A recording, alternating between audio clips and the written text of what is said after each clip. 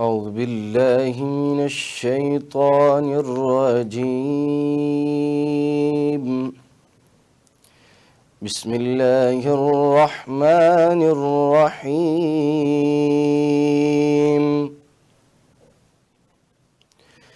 ألم نجعل له عينين ولسانا وشفتين وهديناه النجدين فلاقتحم العقبة وما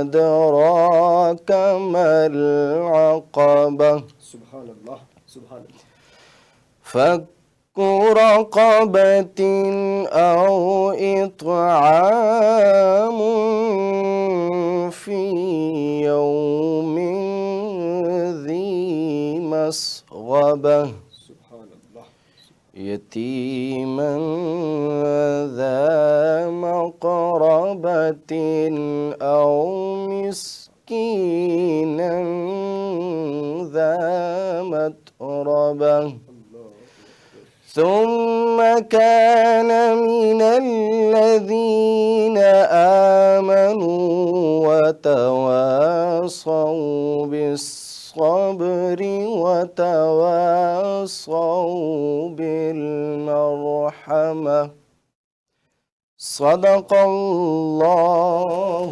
العظيم. سبحان اللہ سبحان اللہ ماشاء اللہ. بسم اللہ الرحمن الرحیم.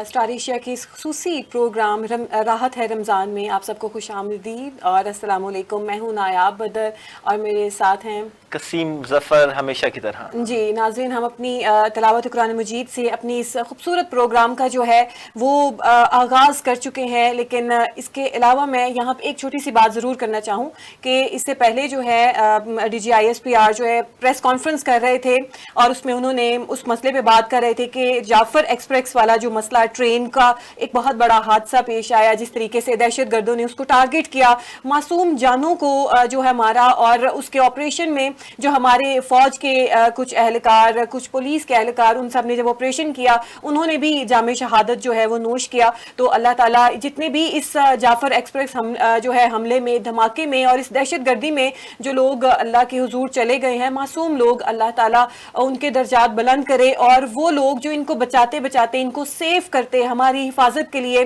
اس دنیا سے چلے گئے ہیں، اللہ تعالیٰ ان کے بھی درجات جو ہے بلند کرے. اور قسیم، ہم اپنی جو ہے اس پروگرام کا سلسلہ آگے بڑھاتے ہیں کیونکہ وقت کی قلت ہے.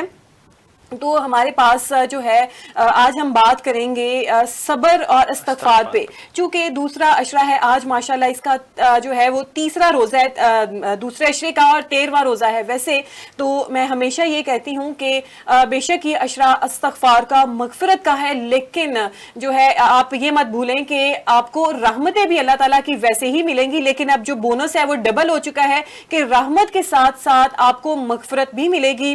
اور روزہ جو ہے وہ صرف بھوک پیاس کا نام نہیں ہے، یہ صبر کا نام ہے، استقامت کا نام ہے، یہ اپنے آپ کو بری چیزوں سے روکنے کا نام ہے. صرف آپ یہ مت سمجھیں کہ روزہ جو ہے آپ کو بھوک پیاس سے ان چیزوں سے روکتا ہے. نہیں، روزہ آپ کو ہر اس برے کام سے روکتا ہے جو آپ کی صحت کے لیے، جو آپ کے آئندہ زندگی یعنی کہ آخرت کی زندگی کے لیے ٹھیک نہیں ہے. بالکل نایاب، آپ ٹھیک کہہ رہی ہیں. جیسے کہ آپ نے بھی بتایا کہ دوسرا عشرہ سٹارٹ ہو چکے ہیں اور آج 13واں روزہ ہے، اور دوسرا عشرہ مغفرت کا عشرہ ہوتا ہے. جیسے کہ ہم نے اپنے کل کے ٹرانسمیشن میں استغفار کے حوالے سے بات کی، اپنے مولانا صاحب کو لائن پہ لیا، اس حوالے سے بات کی، اور آج ہم صبر کے حوالے سے بات کریں گے. اگر ہم نایاب قرآن مجید میں دیکھیں تو استغفار اور صبر کی بار بار تلقین کی گئی ہے. اللہ تعالیٰ نے ہمیں سکھایا کہ جب مشکل آئے تو صبر کریں اور اللہ سے معافی مانگے، کیونکہ یہی کامیابی کی کنجی ہے. تو سورۃ ہود میں اللہ تعالیٰ فرماتے ہیں کہ جس میں ترجمہ میں آپ کو کر کے بتاتا چلوں کہ اور اے میری قوم، اپنے رب سے مغفرت طلب کرو، پھر اس کی طرف رجوع کرو، وہ تم پر آسمان سے موسلادھار بارش بھیجے گا اور تمہاری قوت میں مزید اضافہ ہو جائے گا. یہ آیت سے ہمیں یہ سیکھنے کو ملتا ہے کہ جب بھی آپ پر کوئی مشکل وقت آئے، کوئی مشکلات آئیں، تو فوراً اللہ کی طرف رجوع کریں. ایک تو صبر کریں، صبر سے کام لیں، اور دوسرا اللہ سے استغفار کی طرف جائیں، اللہ سے رجوع کریں اور اس سے استغفار کریں، کیونکہ وہی ایک ذات ہے جو ہمیں تمام جو ہمارے اوپر بلائیں ہیں ان کو ٹال سکتی ہے، وہی ایک ذات ہے جو ہمارے مغفرت کر سکتی ہے۔ بالکل قسیم، آپ نے ٹھیک کہا، انسان خطاؤں کا پتلا ہے، غلطیاں ہو جاتی ہیں، بندہ بشر ہے اور اللہ تعالیٰ معاف کرنے والا ہے، تو بے شک۔ کبھی بھی معافی مانگنے میں دیر مت کریں۔ غلطی ہو گئی، نو میٹر، آپ اللہ تعالیٰ کے حضور جو ہے جائیں، جائیں نماز بچھائیں، ہاتھ اٹھائیں، اللہ تعالیٰ سے دعا کریں اور اللہ تعالیٰ سے معافی کی جو ہے وہ طلب اللہ تعالیٰ سے کریں، تو اللہ تعالیٰ آپ کو ضرور معاف کرتے ہیں۔ اس میں دیر مت کریں، اس میں ڈھٹائی مت کریں کہ کوئی بات نہیں، اتنی سی تو غلطی تھی، میں بعد میں معافی مانگ لوں گا۔ گناہ جتنا چھوٹا آپ سمجھیں گے وہ اتنا ہی بڑا ہوتا چلا جاتا ہے، تو اس کی معافی طلب کیا کریں اللہ تعالیٰ سے، استغفار کیا کریں اور رمضان کی ان برکتوں میں، ان رحمتوں میں ہمیں بھی یاد رکھا کریں۔ جی تو قسیم، ہم آج بالکل نایاب، آپ ٹھیک کہہ رہی ہیں۔ تو آج ہم نے پہلے تو جیسا کہ میں نے پہلے کہا کہ ہم صبر کے حوالے سے بات کریں گے آج کی ٹرانسمیشن میں، تو ہمارے ساتھ مفتی صاحب موجود ہیں اس وقت، پروفیسر موجود ہیں، پروفیسر ڈاکٹر رانا ہدایت جو ہیں وہ موجود ہیں، جنہوں نے پی ایچ ڈی اسلامیات میں کی ہوئی ہے، ماشاءاللہ سے ان کی بہت زیادہ گرپ ہے اسلامی تعلیمات کے اوپر، تو ان سے آج ہم صبر اور استغفار کے اوپر بات کریں گے۔ جی پروفیسر صاحب، آپ کو میری آواز آ رہی ہے؟ جی آ رہی ہے جی السلام علیکم پروفیسر صاحب اور خوش آمدید۔ جی وعلیکم السلام ورحمۃ اللہ وبرکاتہ۔ جی پروفیسر صاحب، سب سے پہلے تو میں آپ سے یہ پوچھنا چاہوں گی کہ دوسرا عشرہ چل رہا ہے، استغفار مغفرت کا یہ عشرہ ہے، اس کے ساتھ ساتھ صبر بھی بہت بڑا ایلیمنٹ ہے، آپ کیا کہیں گے صبر اور استغفار یعنی کہ مغفرت کی اہمیت کیا ہے اسلام میں؟ ہاں یہ بہت اچھا آپ لوگوں نے ٹاپک لیا ہے، اور بلکہ اس میں آپ کو بہت جتنا بھی اپریشیٹ کرے اتنا ہی کم ہے۔ تو صبر کا جو صبر کے ساتھ استقلال لفظ بھی آتا ہے، صبر و استقلال، تو صبر ہوتا ہے روکنا، برداشت کرنا، ہمت نہ ہارنا، حوصلہ کرنا، اور استقلال جس کے ساتھ ہے استحکام اور مضبوطی کے ساتھ، یعنی کسی بھی کام میں اگر کوئی مشکل آ جاتی ہے تو انسان مضبوطی کے ساتھ ڈٹا رہے، ہمت نہ ہارے۔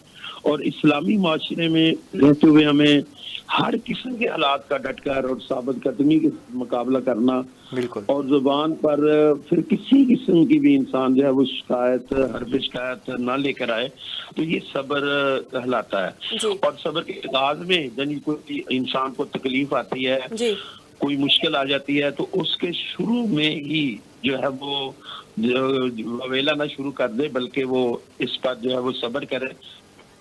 جی جی آواز تھوڑی سی ہمیں کم آ رہی ہے۔ پروفیسر آپ ہماری آواز سن پا رہے ہیں؟ پروفیسر سے ہمارا میرے خیال سے رابطہ منقطع ہو گیا، ہم دوبارہ بحال کرنے کی کوشش کرتے ہیں۔ جیسے کہ پروفیسر صاحب بتا رہے تھے کہ اسلام میں مغفرت اور صبر کے ساتھ انہوں نے ایک لفظ اور استعمال کیا ہے، صبر و استقلال، اس کی بہت اہمیت ہے۔ اگر ہم احادیث کی روشنی میں دیکھیں تو صبر کے حوالے سے رسول اللہ صلی اللہ علیہ وسلم نے فرمایا کہ جب بھی کوئی مصیبت آئے تو سب سے پہلے صبر کرو اور اللہ سے مغفرت مانگو، کیونکہ استغفار مصیبتوں کو دور کر دیتا ہے۔ دیکھیں کل ہم نے استغفار کی بات کی، آج ہم صبر کی بات کر رہے ہیں، تو آج دونوں ہی مکس ہو رہے ہیں۔ بالکل قسیم، آپ نے ٹھیک کہا، اور اللہ تعالیٰ نے قرآن مجید میں فرمایا ہے کہ بے شک میں صبر کرنے والوں کے ساتھ ہوں، ان اللہ مع الصابرین۔ بے شک آپ یہاں دیکھیں کہ صبر کا کتنا بڑا ہمیں پھل مل رہا ہے، اور کہ اللہ تعالیٰ کی ذات خود کہہ رہی ہے کہ میں اپنے بندے کے ساتھ ہوں، وہ بندہ جو صبر کرتا ہے۔ اور ایک اور بات قسیم یہاں پہ میں آپ کو بتاتی چلوں، صبر یہ نہیں ہوتا ہے کہ آپ نے اپنے دل کا سارا غبار نکال لیا اور اس کے بعد کہا جاؤ میں نے صبر کیا، میں تمہیں کچھ نہیں کہتا، تو یہ چیز نہیں ہوتی ہے۔ اگر آپ کے ساتھ زیادتی ہو رہی ہے، آپ کے ساتھ ظلم ہو رہا ہے، آپ کے ساتھ آپ کی کہیں سے آپ کا حق کھایا جا رہا ہے، حق مارا جا رہا ہے، تو آپ اس کے اوپر جو ہے طاقت رکھنے کے باوجود کہیں کہ میں نے اپنا اور تمہارا جو معاملہ ہے اپنے رب کے حضور پیش کیا، تو اس پہ وہ آپ کے اوپر صبر لاگو ہوتا ہے۔ یہ نہیں ہوتا کہ آپ جو ہے اس کے ساتھ ہاتھا پائی بھی کریں، جی بھر کے اس کو گالیاں دے دیں، اس کے ساتھ آپ تلخ کلامی کریں، بدتمیزی کریں، اور جو ہے آس پاس کے لوگ بھی اس کو سنیں اور اس کے بعد کہیں میں نے تو صبر کر لیا، میں تو جو ہے میرا معاملہ تو اللہ کی سپرد ہے۔ تو صبر یہ نہیں ہوتا، صبر یہ ہے کہ آپ ایک لفظ بھی مت کہیں، اگر آپ نے اپنے اللہ کی سپرد یہ معاملہ کر دیا ہے تو آپ اللہ کے اوپر چھوڑ دیں، اللہ تعالیٰ پھر بہتر اس چیز کا بدلہ لینے والے ہیں۔ بالکل نایاب، آپ ٹھیک کہہ رہی ہیں۔ نائب ہم اکثر میں نے لوگ دیکھے ہیں کہ ایک بندہ ہے وہ اگلا بندہ اس سے وہ طاقتور ہے، وہ بندہ طاقتور کے آگے کچھ بھی نہیں کر سکتا، اور وہ یہ کہتا ہے کہ میں نے اپنا سارا جو معاملہ ہے وہ اللہ پر چھوڑ دیا ہے، اور یقین جان جائیں وہ جو معاملہ ہوتا ہے وہ صرف خدا پر چھوڑنے کی وجہ سے وہ اس معاملے میں کامیاب ہو جاتا ہے۔ جیسے کہ آپ نے بات کی کہ سارا کچھ کر لیا، لڑائی جھگڑا کر دیا، اس کو گالیاں دے دی، اس کو چپیڑے مار لی، اور بعد میں کہا کہ جناب میں نے صبر کر لیا ہے، تو یہ صبر نہیں ہے۔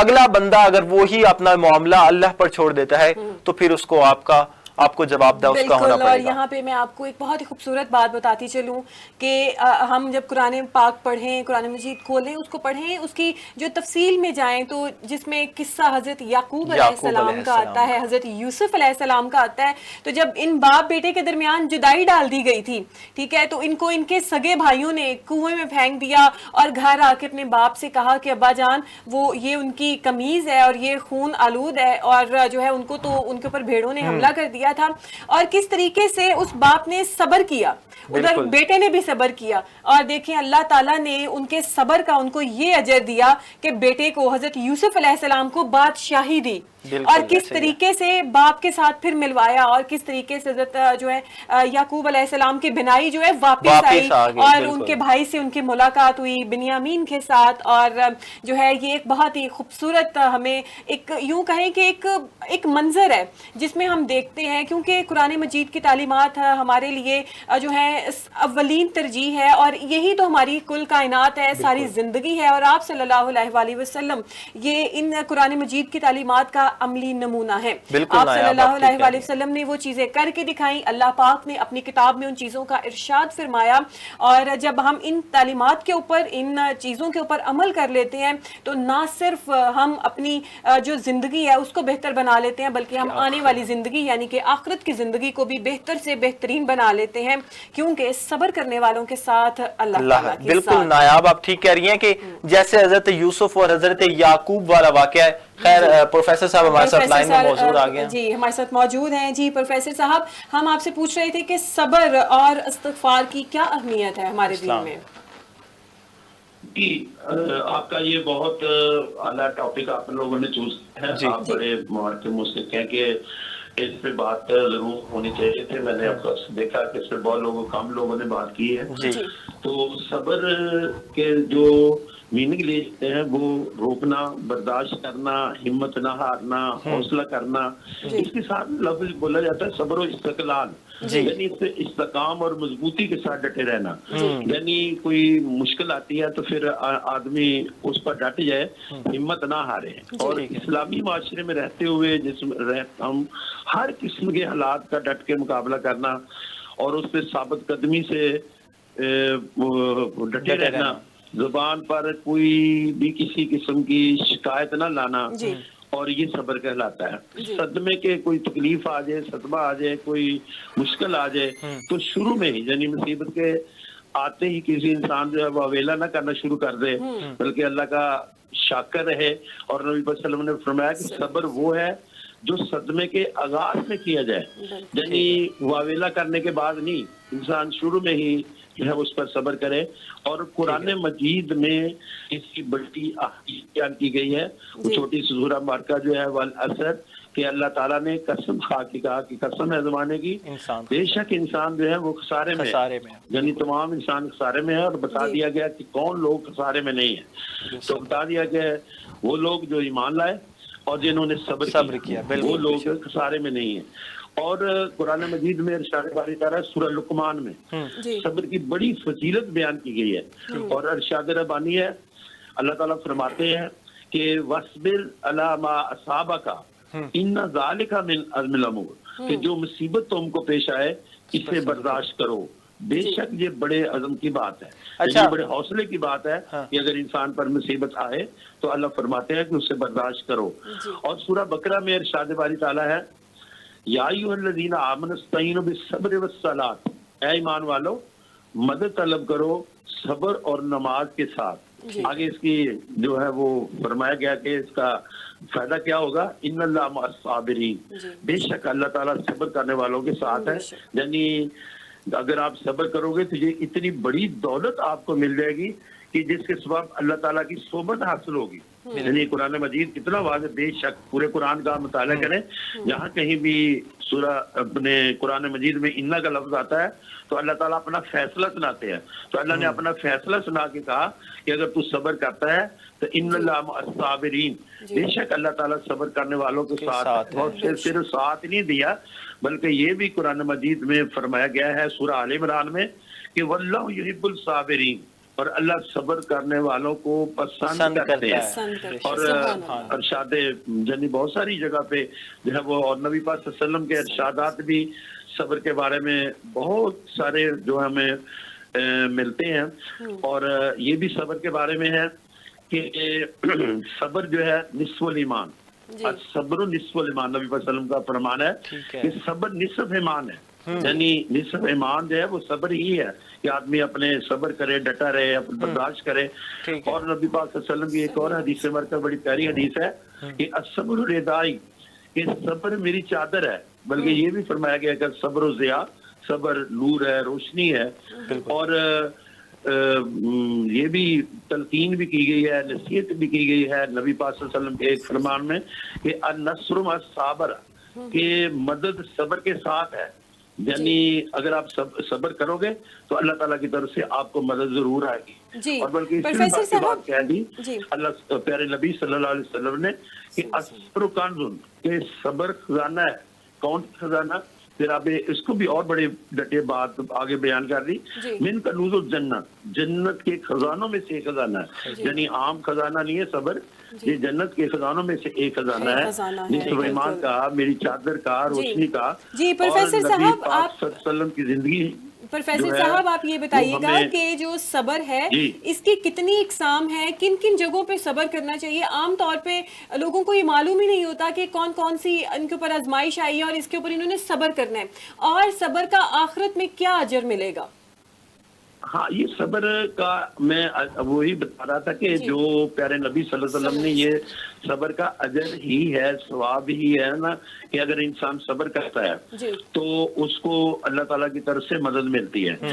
اگر وہ صبر کرتا ہے تو اس کو جنت کے خزانے ملتے ہیں. اگر وہ صبر کرتا ہے تو اس کا نصف امان، اسے صبر کو کہا گیا ہے، اور وہ اللہ تعالیٰ کی چادر میں آ جاتا ہے. اور بہت سارے جگہوں پہ جو ہے وہ نبی پاک صلی اللہ علیہ وسلم کی زندگی سے بھی ہمیں صبر کی مثالیں جو ہیں وہ ملتی ہیں. کفار مکہ کے جنہوں نے انہوں نے مثال ڈال دیے تھے کہ جب محمد صلی اللہ علیہ وسلم نے اعلان نبوت کیا تھا تو کفار مکہ نے آپ کو طرح طرح کی اذیتیں دی، تکلیفیں دی، کوئی مصیبت نہ چھوڑی، کوئی ہر طرح کی مصیبت. تو یہی صبر کی اقسام بھی ہے نا کہ جتنی بڑی مصیبت ہوگی انسان کو اتنا بڑا صبر کرنا پڑے گا. کو مال میں بھی صبر ہو سکتا ہے، اولاد میں ہو سکتا ہے، وہ کسی اور جو چیزیں ہوتی ہیں ان میں بھی صبر ہو سکتا ہے. ٹھیک ہے پروفیسر صاحب، مجھے یہ بتائیے گا کہ آپ نے کہا کہ صبر کرنا چاہیے. اب ایک بندہ ہے جس پر کوئی آزمائش آئی ہے، مثال کے طور پر اس کو کوئی کام نہیں مل رہا، وہ بے روزگار ہے، تو اس کا کیا مطلب ہے کہ وہ صبر کر کے گھر بیٹھ جائے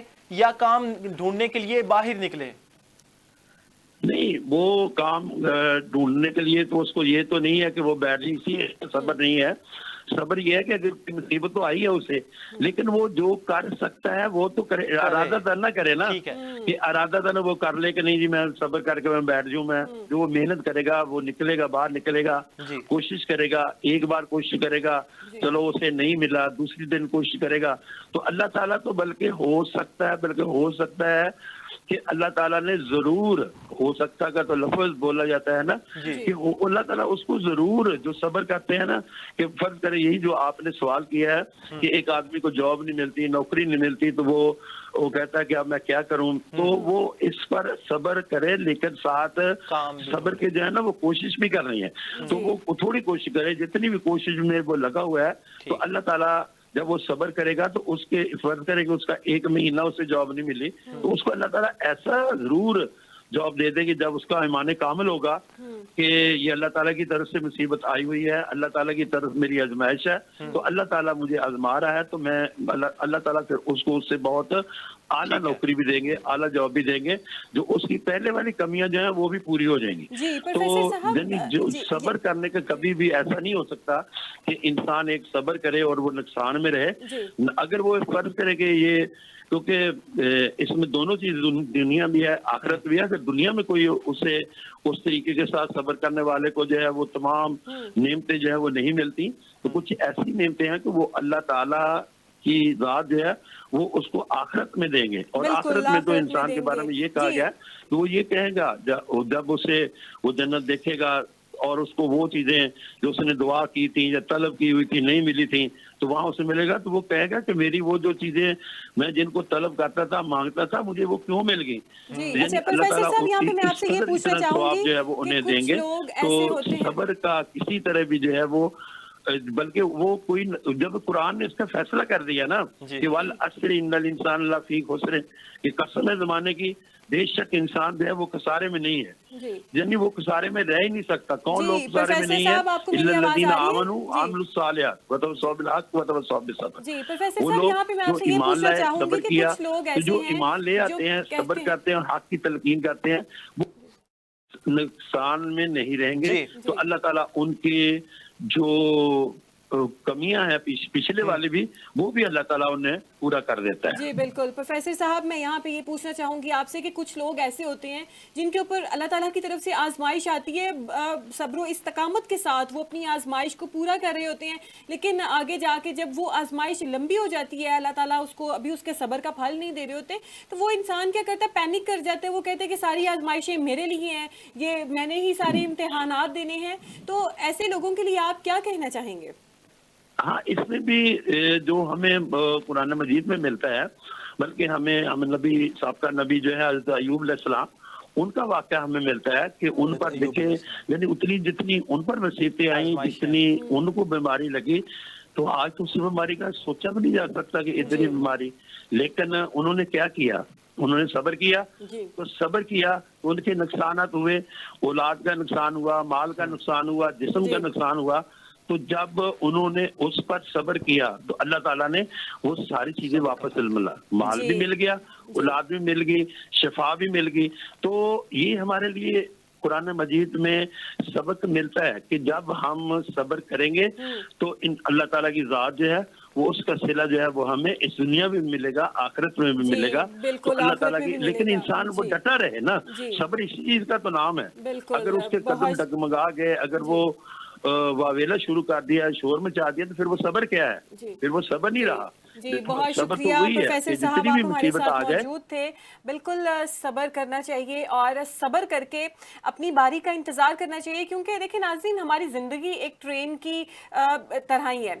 आप जब ट्रेन में सवार होते हैं, किसी का स्टेशन पहले आ जाता है, वो पहले उतर जाता है, यानी कि उसकी जो आजमाइशें थी वो उतनी थी, उसके बाद उसको फल मिल गया और वो अपनी जो है ज़िंदगी में मसरूफ़ हो गया। हो सकता है कि किसी का स्टेशन बिल्कुल आखिरी वाला हो, उसने सारी आजमाइशें पार करके फिर एंड के ऊपर जाके उस ट्रेन के स्टेशन की तरह वहाँ पे उतरना हो। तो इन चीज़ों को कबूल करना चाहिए कि ये अल्लाह ताला की बांट है, इसमें अल्लाह ताला ने जो है जिस तरीके से तकसीम हमारे लिए कर दी है, तो उस तकसीम पे जो है साबित कदम रहना चाहिए, साबिर रहना चाहिए। जी बिल्कुल नायाब, आप ठीक कह रही हैं। और सब्र के बड़े फायदे हैं, जैसे कि हमारे डॉक्टर साहब ने, प्रोफेसर साहब ने बताया कि उन्होंने काफ़ी सारे फ़ायदे बताए अहदीस की रोशनी में, कुरान की रोशनी में।